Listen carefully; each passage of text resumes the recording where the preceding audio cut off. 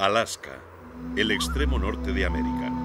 1.530.700 kilómetros cuadrados que albergan más de la mitad de las tierras protegidas de los Estados Unidos, convierten al estado número 49 en un paraíso para la naturaleza.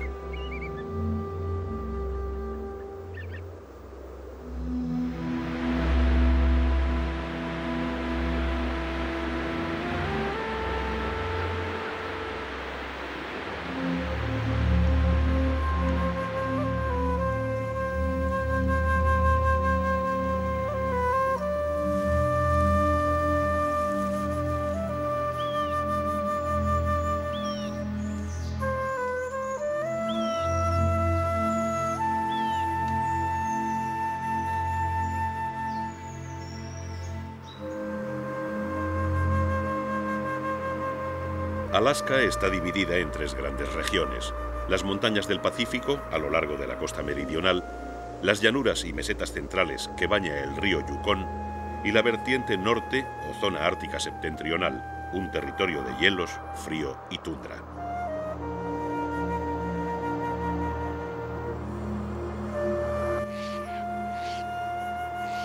Las condiciones climáticas del extremo norte son muy duras. Los veranos carecen de noches y son frescos y muy cortos, mientras los inviernos son largos, oscuros y muy fríos. Durante 8 meses al año, las medias diarias son por debajo de 0 grados centígrados. Estas regiones son el dominio de la tundra, palabra que proviene del finés tunturi, que significa llanura desprovista de árboles. Por debajo de la capa superficial, el suelo permanece helado todo el año. Este permafrost impide el desarrollo de los árboles y solo crecen pequeñas plantas rastreras, arbustos bajos, plantas herbáceas, musgos y líquenes.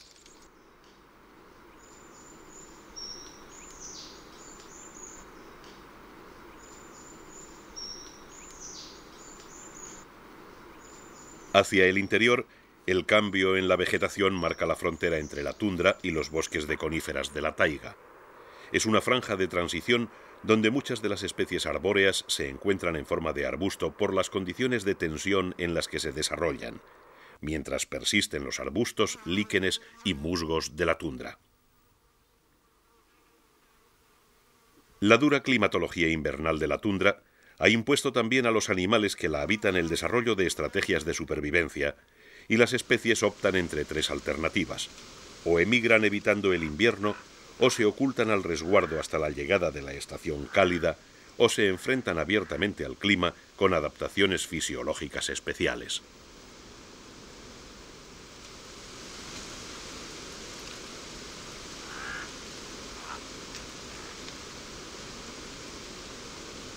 Los bueyes almizcleros entran dentro de este último grupo. Tienen patas cortas, cuerpo robusto y una capa de pelo largo y espeso que minimiza las pérdidas de calor corporal. Además, cuentan con una capa de grasa subcutánea que acumulan en los meses de verano y les sirve de reserva energética durante el largo periodo invernal.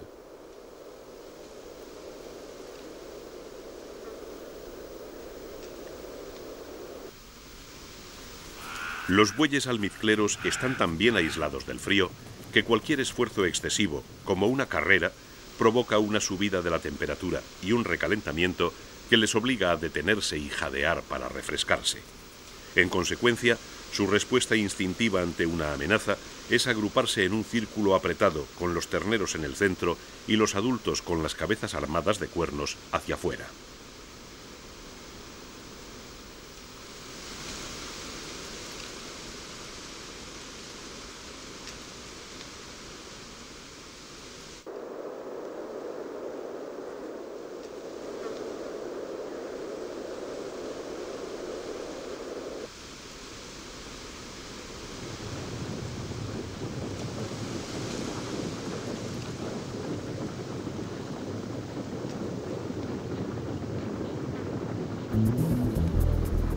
La estrategia adaptativa de los bueyes almizcleros les permite colonizar fácilmente nuevos territorios de tundra, por lo que su reintroducción en el norte de Alaska ha resultado un completo éxito, y hoy sus manadas semidomésticas se multiplican libremente.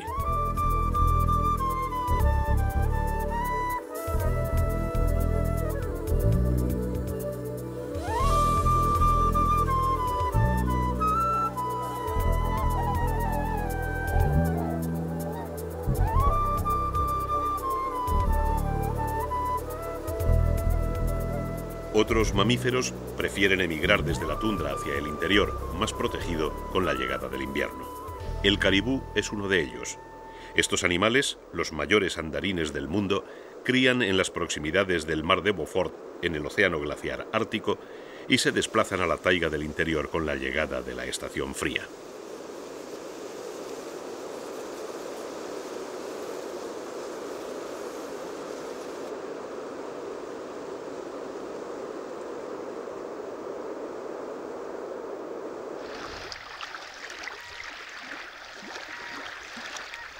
La taiga ofrece un refugio a la fauna en los meses de invierno. Aún así, hasta el deshielo de finales de primavera, el frío es intenso. Pero a diferencia de la tundra, no hay un permafrost que impida el desarrollo de los árboles y estos protegen del viento gélido a los animales y plantas del interior.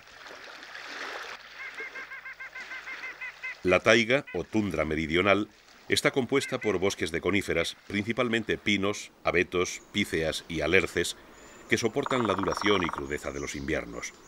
El sotobosque en la taiga es pobre porque los árboles dejan pasar poca luz y el suelo permanece la mayor parte del año cubierto de nieve. La tierra tiene un grado de acidez elevado, incrementado por la descomposición de las acículas de las coníferas, y la vegetación dominante son musgos, líquenes y distintas especies de equisetos.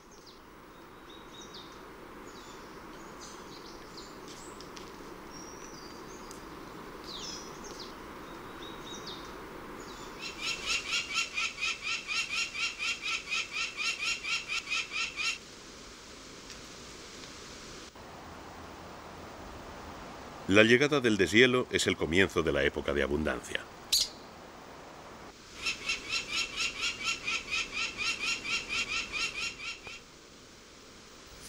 Los animales salen de su letargo invernal.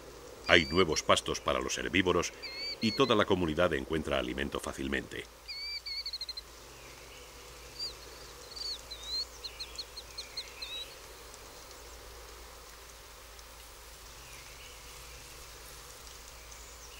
La primavera es también el momento en el que muchos animales traerán al mundo sus crías. Algunos, como los caribúes, migran desde la taiga a la tundra del norte, mientras otros, como los guapitis, permanecen al abrigo de los bosques de coníferas, aprovechando la explosión de materia vegetal para reponer las grasas perdidas durante el invierno.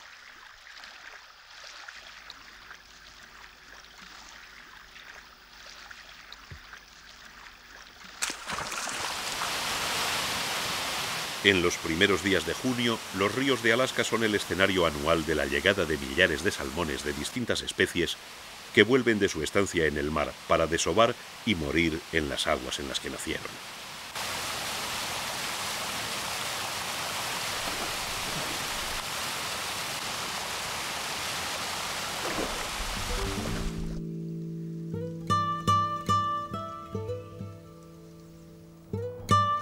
Las águilas calvas lo saben y tienen sus polladas anuales en esta época, cuando disponen de pescado en abundancia para alimentar a su descendencia.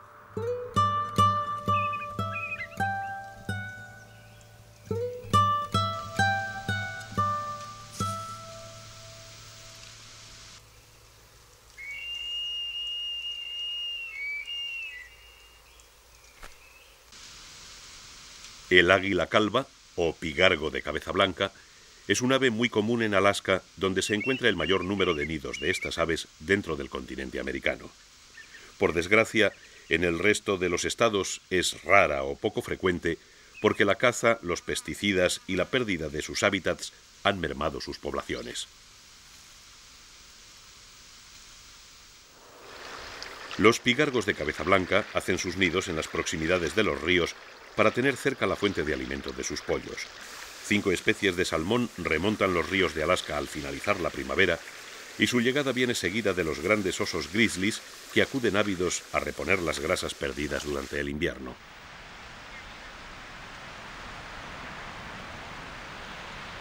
En las orillas y márgenes de los ríos, donde los osos sacan a los salmones para devorarlos, millares de esqueletos y algunos excrementos diseminados testimonian las incursiones pesqueras de los plantígrados, que en esta época son fáciles de observar al salir de la profundidad de los bosques para merodear por las orillas.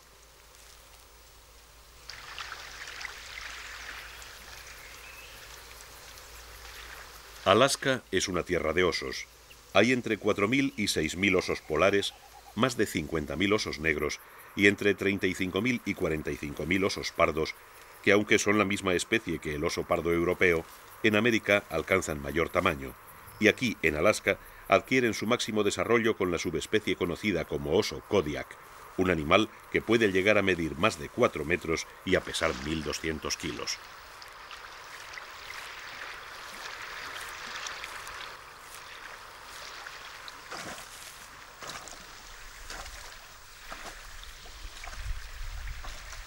Los parques y reservas de Alaska incluyen áreas donde la caza está permitida.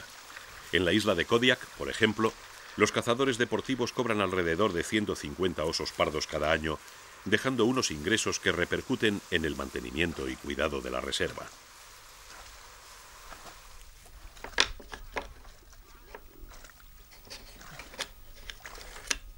El reclamo creciente de esta última frontera atrae cada año a más cazadores, y las poblaciones de animales salvajes dependen de una cuidadosa y responsable gestión cinegética. Yes, I believe so. The areas that are easily accessible by road, the game populations are definitely down. But the real remote areas, there's still lots of game out there. The trophies are harder to come by, naturally, because there's more pressure. But the game department has set aside some areas for trophy hunting only, and the minimum size, like in a moose, some of the areas have a 50-inch minimum spread, and the sheep horns now for all hunters have gone up basically from 3/4 curl to full curl. So the animals taken now are more mature in lots of respects than they used to be. The only deviation to that would be in subsistence hunting, where there, in many cases, you're allowed to take cows or bulls or the smaller animals. But the main thrust in hunting is the trophies are larger. Game management is very essential.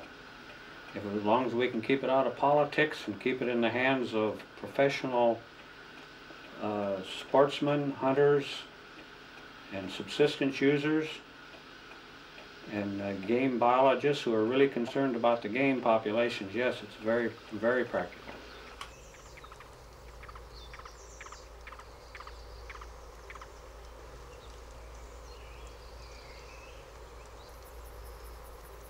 El bosque de coníferas marca el área de distribución de los alces, los mayores miembros de la familia de los ciervos. Durante el verano se alimentan de las cortezas y ramas jóvenes de los árboles y de la vegetación acuática de las muchas lagunas que salpican la taiga. Las patas largas, terminadas en cascos anchos de dedos separados, que les sirvieron en invierno para caminar sobre la nieve, les sirven ahora para andar por terrenos encharcados.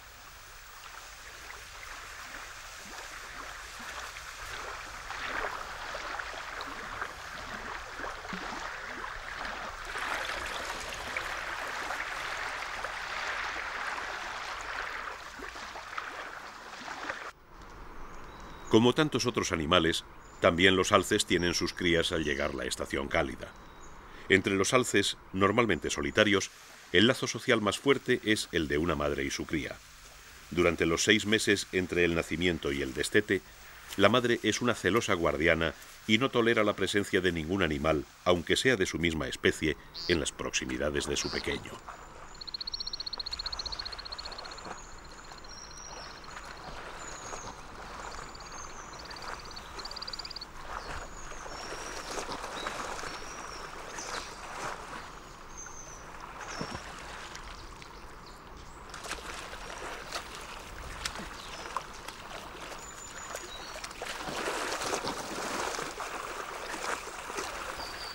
La furia de las celosas madres ahuyenta a los otros alces, pero las crías, por el contrario, son muy curiosas y sociables y se van tras cualquiera que se les aproxime, lo cual puede ser un problema para un joven macho que solo desea alimentarse tranquilamente con las algas de las charcas.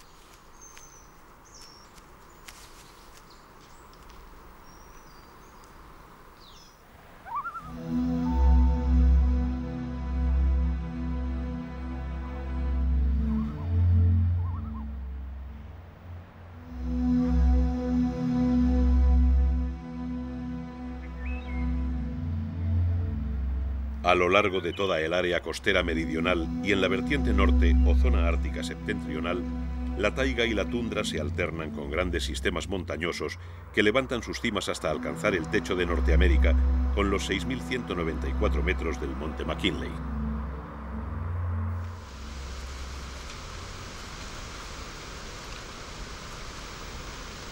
El ecosistema de montaña cuenta con sus especies propias. Es un mundo escarpado y agreste donde los animales han tenido que adaptarse a vivir entre las rocas. Los rebecos de las rocosas y los carneros de Dall son el máximo exponente de esta vida en permanente equilibrio.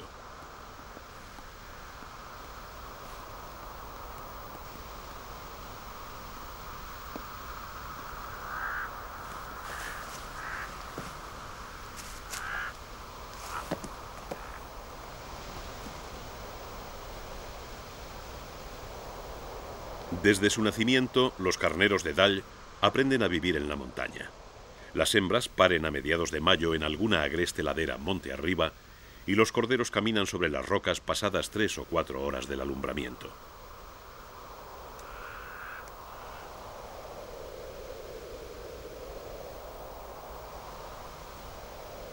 Las manadas se dividen en 2 grupos.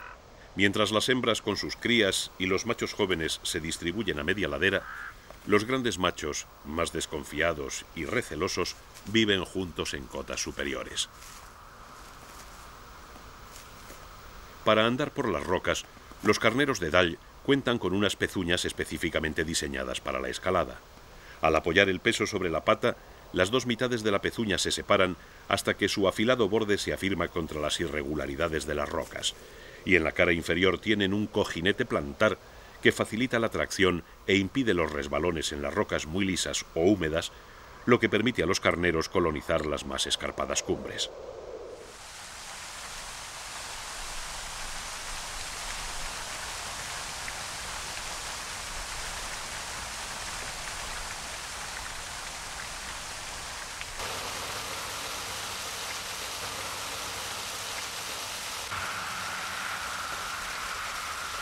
Las montañas juegan un importante papel en el ciclo del agua y a través de este en la transformación paulatina del paisaje.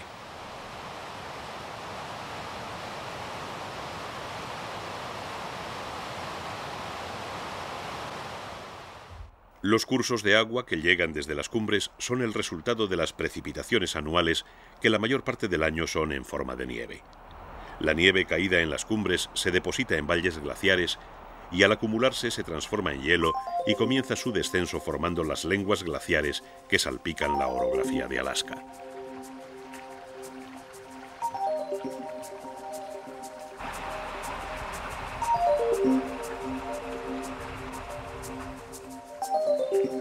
Los glaciares son estructuras vivas en permanente movimiento. Los hielos de la lengua glaciar pueden moverse desde unos pocos metros al año hasta 50 o 60 metros al día. Con el movimiento se producen fuertes tensiones que erosionan el paisaje y fragmentan la lengua glaciar que en su frente desprende grandes masas de hielo.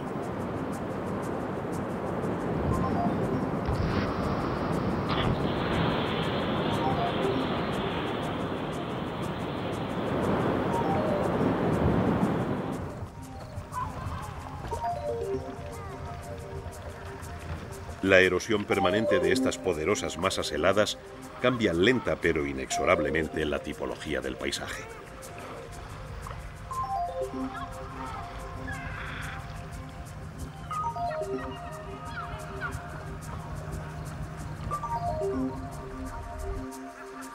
Los fiordos de la costa sur de Alaska son un claro testimonio de esta fuerza escultora.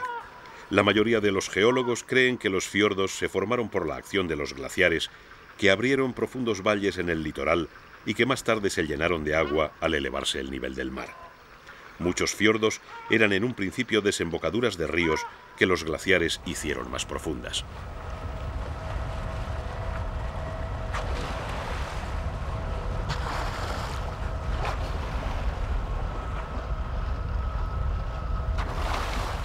Los fiordos son el máximo exponente de la rica y variada naturaleza salvaje de Alaska. Sus aguas, ricas en nutrientes, soportan el desarrollo de una pirámide ecológica donde ballenas y marsopas, salmones, nutrias y lobos marinos conviven en un delicado equilibrio ecológico.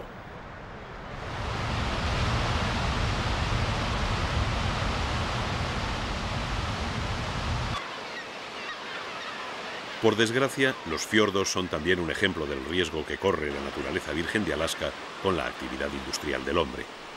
Cuando en 1867 el secretario de Estado norteamericano William H. Seward negoció la compra de Alaska a los rusos por $7.200.000, la gente llamó a esta tierra la locura de Seward. Hoy, la locura produce 6 billones de barriles de petróleo que llegan a través del oleoducto de la bahía de Prudhoe hasta el puerto de Valdez, donde el primer petrolero arribó en julio de 1977. La floreciente industria petrolífera no tardó en mostrar su potencial negativo. El 24 de marzo de 1989, el Exxon Valdez, un petrolero teóricamente seguro, encalló en el estrecho de Prince William, vertiendo 35.000 toneladas de crudo que se esparcieron hasta a 900 kilómetros de distancia, matando a su paso la vida de los fiordos, donde murieron 3.500 nutrias, 350.000 aves marinas y millones de peces e invertebrados acuáticos.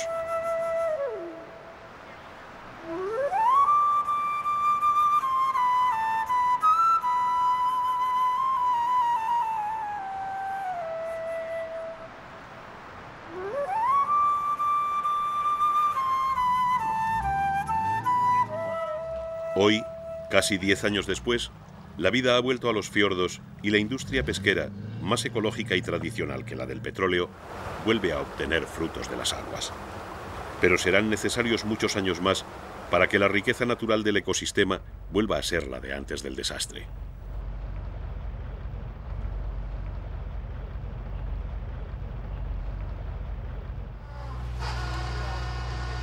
La pesca y la industria forestal son dos pilares de la economía del Estado que dependen directamente de la naturaleza salvaje. En los fiordos existen distintos pueblos de pescadores que viven de la pesca del salmón y por lo tanto de la salud ecológica del agua y los fondos marinos.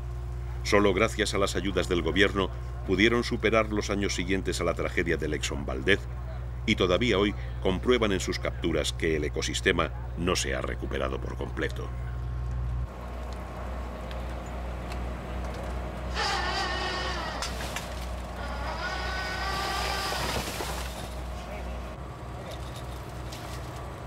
Al dañarse la base de la cadena ecológica, todo el sistema sufre las consecuencias. Los animales más visibles, como los peces o las aves, vuelven paulatinamente, pero sin la base de la pirámide alimenticia, sus poblaciones disminuyen y los animales son menos desarrollados y fuertes.